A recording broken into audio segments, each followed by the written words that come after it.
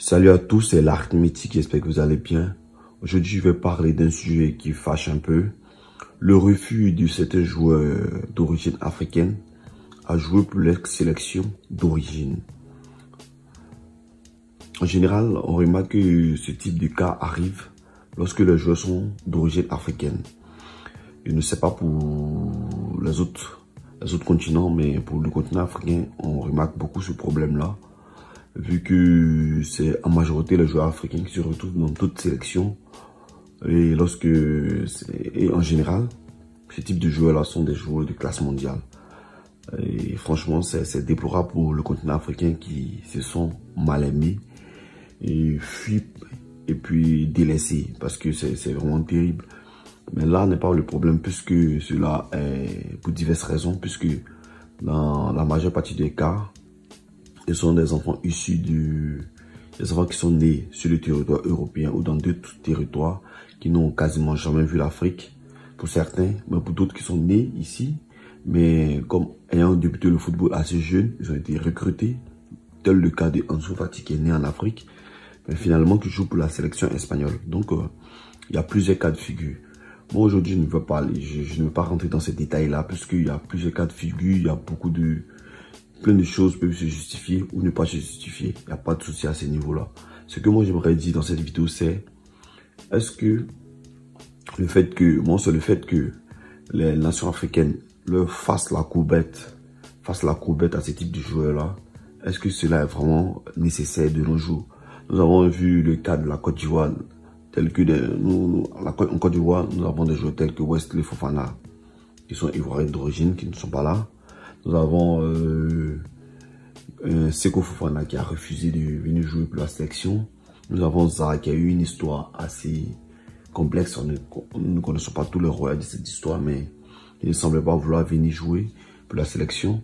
Au final, cela a sapé le moral des joueurs qui voulaient vraiment jouer pour cette sélection, et la Côte d'Ivoire a été éliminée pour la Coupe du Monde.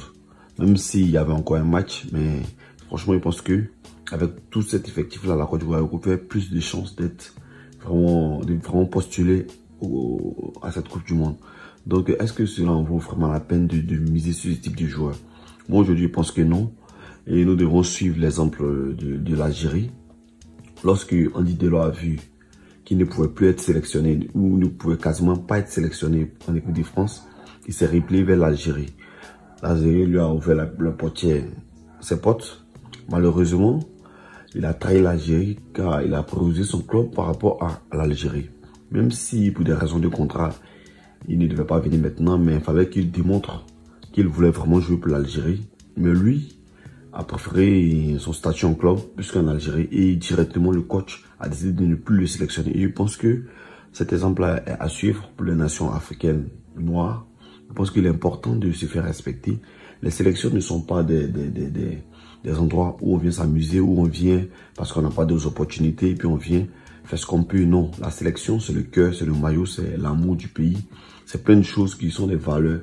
Et je pense que quelqu'un qui n'a pas les valeurs du pays pour lequel il se bat, qui ne connaît pas les réalités du pays, qui ne connaît pas le sentiment de l'amour du maillot,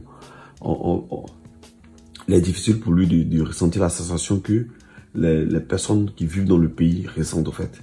Ils ne comprennent pas la valeur de ce genre de victoire, l'impact que cela apporte à la population.